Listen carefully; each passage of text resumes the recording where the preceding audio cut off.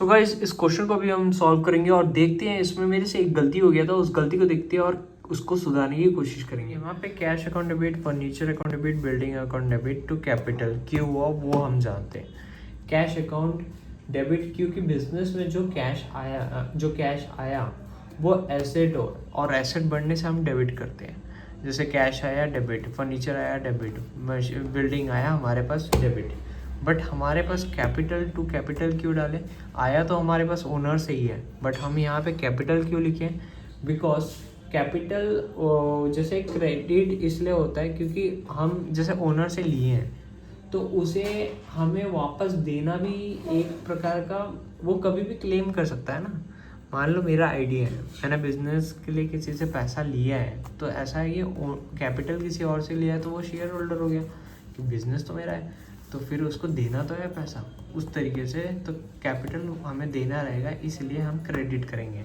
Then purchase account debit to Ashif, ये credit में हुआ है परचेज, दैट्स वाई इसमें आशिफ का नाम आया क्योंकि परचेज किए अपन तो हमारे पास आया है, गया हमारे पास से क्या कैश जाना चाहिए था बट हमने कैश नहीं दिया, आशिफ से डायरेक्ट लिया है, इसलिए क्या होगा कि हम उस बंदे के जो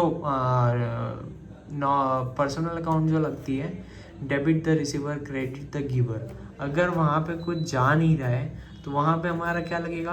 पर्सनल अकाउंट लगेगा, तो वहाँ पे रिसीवर क्रेडिट द गिवर, तो जो गिवर है उसका हम यहाँ पे आशिफ लिख देंगे। वैसे ही परचेज हमने सेम सिचुएशन है बट हमने कैश दे दिया, तो यहाँ पे हमारा कोई नॉमिनल नहीं लगेगा, डायरेक्ट हमारा रियल अकाउंट लगेगा। जो हमारे पास what's comes in what goes out, comes in purchase और गोज आउट कैश। ओके, यहाँ पे सेल्स हुआ, जो हमारे पास आ रहा है what's comes in what goes out जो है वो सेल्स है। ठीक है, यहाँ पे कैश हमारे पास से आया और हमारे पास से सामान गया तो सेल कर गया।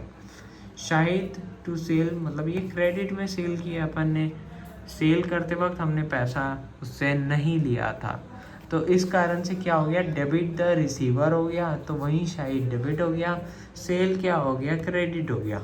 एंड देन टाइपराइटर आया, गया क्या? कैश।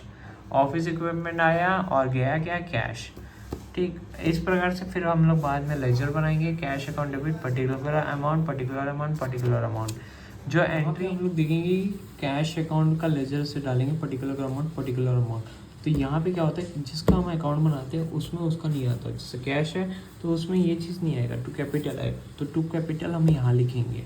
और यहीं पे फिर हमने फिर से क्या होगा, कैश से तो बाय परचेज आया, तो बाय परचेज इधर आ जाएगा, फिर हमने कैश से किया टू सेल, तो यहाँ पे टू सेल आ गया। वैसे करके हम पूरा कर देंगे और जो बैलेंस आएगा यहाँ पे उसका बैलेंस हम लिखने के बाद यहाँ पे नीचे फिर डालेंगे, तो इसको कैसे बोलेंगे? कैश अकाउंट का डेबिट बैलेंस है। और वैसे ही फर्नीचर अकाउंट हो जाएगा, वैसे ही same to same furniture account में क्या आएगा? कैपिटल आएगा, और कोई फर्नीचर का है नहीं इसलिए हम लोग सिर्फ कैपिटल ही लिखेंगे। और फिर बिल्डिंग अकाउंट में भी बिल्डिंग का एक ही था इसलिए हम लोग बिल्डिंग करेंगे, बिल्डिंग का भी डेबिट बैलेंस है, फर्नीचर का भी डेबिट बैलेंस है। और फिर कैपिटल अकाउंट का ये हो गया, और कैपिटल अकाउंट का यहाँ पे पूरा आ जाएगा, तो यहाँ पे होगा बैलेंस इधर आ जाएगा, तो कैपिटल का क्या हो जाएगा? Credit balance. इस तरीके से हम लोग पूरा करेंगे। फिर ट्रेडिंग अकाउंट में जाएंगे, ट्रेडिंग अकाउंट में कैश का डालेंगे तो वो हमारा डेबिट बैलेंस में आया था, उसका अमाउंट ऐसे बैलेंस में डालते जाएंगे और क्रेडिट वाले बैलेंस का ऐसे करके